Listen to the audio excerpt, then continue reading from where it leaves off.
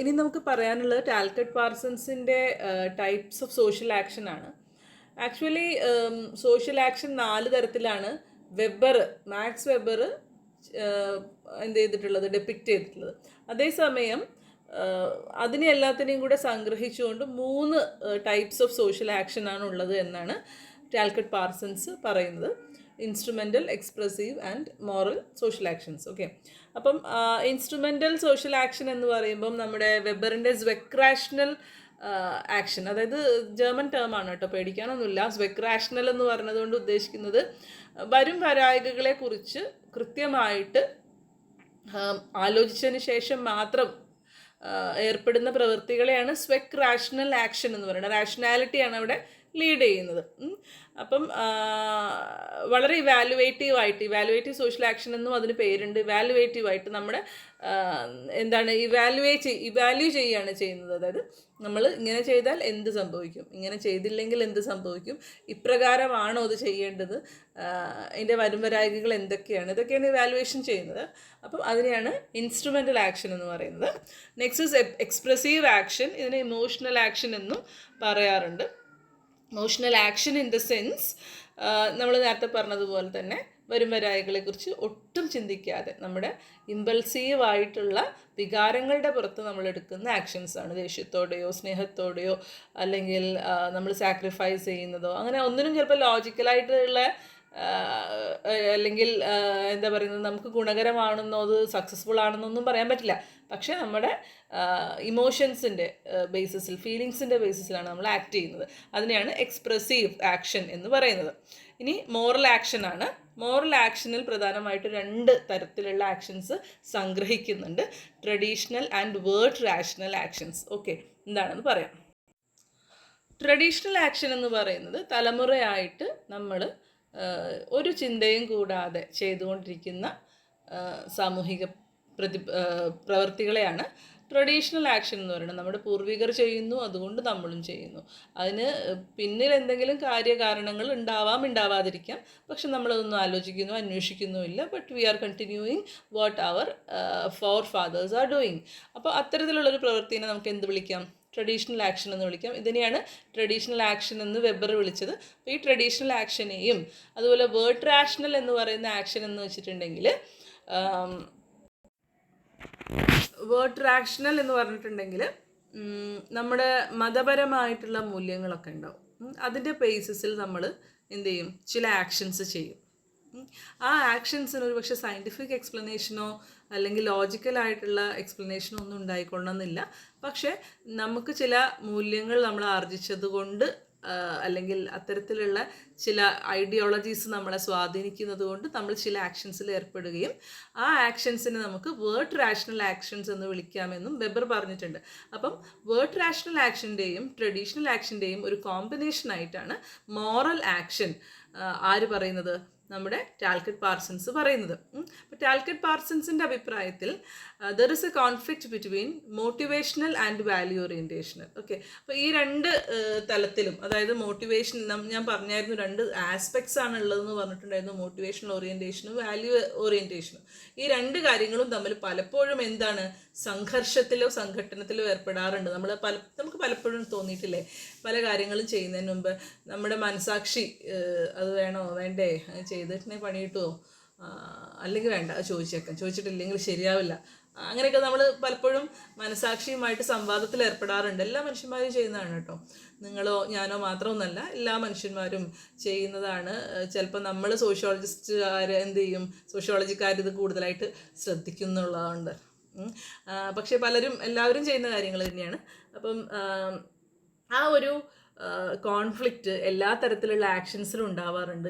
ഈ കോൺഫ്ലിക്റ്റിന് നമുക്ക് motivational versus value oriented action എന്ന് വിളിക്കാം. അപ്പം ഇതിനെ നമ്മൾ പാറ്റേൺ വാരിയബിൾസ് എന്ന് പറയുന്നൊരു പേരിലാണ് അറിയപ്പെടുന്നത്. ഇതിൻ്റെ ഡീറ്റെയിൽഡ് ആയിട്ടുള്ളത് കാലിക്കറ്റ് യൂണിവേഴ്സിറ്റിയുടെയൊക്കെ ഇതിലുണ്ട്, ഞാൻ നിങ്ങൾക്ക് സെൻഡ് ചെയ്തരാം കേട്ടോ. Okay, ascription versus achievement. അത് എസ്ക്രൈബ് ചെയ്യാന്ന് പറഞ്ഞാൽ നമ്മൾ എസ്ക്രൈബ്ഡ് സ്റ്റാറ്റസ് ഒക്കെ പഠിച്ചിട്ടില്ലേ, അതായത് ആർജിച്ചെടുത്തിട്ടുള്ളത്. എസ്ക്രൈബ്ഡ് എന്ന് വെച്ചിട്ടുണ്ടെങ്കിൽ എന്താണ്, ജന്മന കിട്ടുന്നത് തന്നെയാണ് കേട്ടോ. എസ്ക്രൈബ്ഡ് എന്ന് പറഞ്ഞാൽ ജന്മന കിട്ടുന്നതാണ്. അതായത് എന്താണ് നമുക്ക് നമ്മുടെ ജാതി, തറവാട്ട് പേര്, അല്ലെങ്കിൽ ഒരു റെപ്യൂട്ടേഷൻ, പണം, ഇങ്ങനത്തെ കാര്യങ്ങളൊക്കെ നമുക്ക് എസ്ക്രൈബ്ഡ് ആയിട്ടുള്ള കാര്യമാണ്.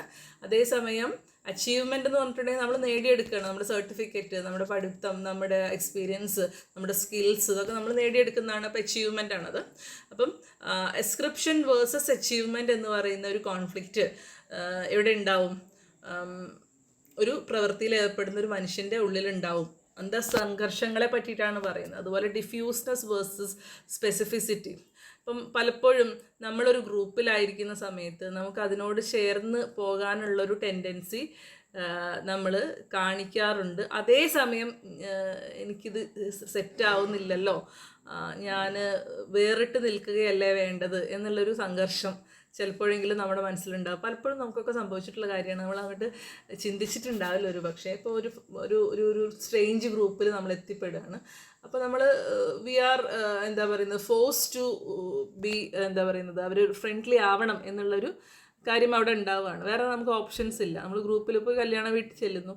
ആ കല്യാണ വീട്ടിൽ ഇപ്പോൾ ഞാൻ അങ്ങനെ പറയല്ല, കുറച്ച് എഡ്യൂക്കേഷനൊക്കെ കുറഞ്ഞിട്ടുള്ള കുറച്ച് ആൾക്കാർ, ഒരു നാടൻ സ്ത്രീകളോടൊപ്പം അല്ലെങ്കിൽ അങ്ങനെ ആൾക്കാരോടൊപ്പമാണ് നമ്മൾ ആ ഒരു വിവാഹവേദി പങ്കിടുന്നത്. അപ്പം നമ്മൾ ഈ പറഞ്ഞ പോലെ കുറച്ച് എഡ്യൂക്കേറ്റഡ് ആണ്, കുറച്ച് മൂല്യങ്ങളും കുറച്ച് ഹൈ ലെവൽ തോട്ട്സും ഒക്കെ ഉള്ളവരാണ്. നമ്മൾ സീരിയലൊന്നും കാണാത്ത, നാട്ടിൻപുറ കുശുമ്പുകളിലൊന്നും വലിയ ഇൻട്രസ്റ്റ് ഇല്ലാത്ത ഒരാളാണെന്ന് വെക്കുക. ആ സമയത്ത് നമ്മൾ ഈ ഒരു കല്യാണത്തിനൊക്കെ പോയിരിക്കുന്ന സമയത്ത് നമ്മൾ ഇവിടെ ഫ്രണ്ട്ലി ആവണം, കാരണം നമുക്ക് വേറെ ഓപ്ഷൻസ് ഇല്ല. പക്ഷേ നമുക്ക് എന്താണ്, അതിനോട് ഡിഫ്യൂസായി പോവാനും എന്നാൽ വേറിട്ട് നിൽക്കാനോ എന്നുള്ള ഒരു ആശയക്കുഴപ്പം നമുക്ക് അവിടെ ഉണ്ടാവും. അപ്പോൾ ആ ഒരു നമ്മുടെ ആക്ഷനെ അത് സ്വാധീനിക്കും. അങ്ങനെ ഒരു എക്സാമ്പിൾ നിങ്ങൾ ജസ്റ്റ് മനസ്സിലാക്കി വെക്കാൻ വേണ്ടി പറഞ്ഞ കേട്ടോ. That is diffuseness versus specificity. Next is effectivity versus effective. അതായത് നമുക്ക് വികാര തീക്ഷ്ണമായിട്ട് വേണമെങ്കിൽ തീരുമാനങ്ങൾ എടുക്കുകയും പ്രവർത്തിക്കുകയും ചെയ്യാം, അല്ലെങ്കിൽ ആ ഒരു വികാരങ്ങൾക്ക് അടിപ്പെടാതെ നമുക്ക് തീരുമാനങ്ങളിലേക്ക് കിടക്കാം. അങ്ങനെയുള്ള ഇപ്പോൾ എക്സ്പെഷ്യലി ഡോക്ടേഴ്സിൻ്റെയൊക്കെ ചില ആക്ഷൻസൊക്കെ നമുക്ക് ചിന്തിച്ചറിയാൻ പറ്റും. രോഗിയോട് ഡയറക്റ്റായിട്ട് കാര്യങ്ങൾ പറയുന്നത്, ചിലർ മൂടി മറിച്ച് പറയേണ്ട കാര്യങ്ങളുണ്ടാവും. പക്ഷേ അവരുടെ എത്തിക്സ് അനുസരിച്ച് രോഗം അറിഞ്ഞിരിക്കണം, ട്രീറ്റ്മെൻറ്റ് അറിഞ്ഞിരിക്കണം എന്നൊക്കെ ഉള്ളതാണ്.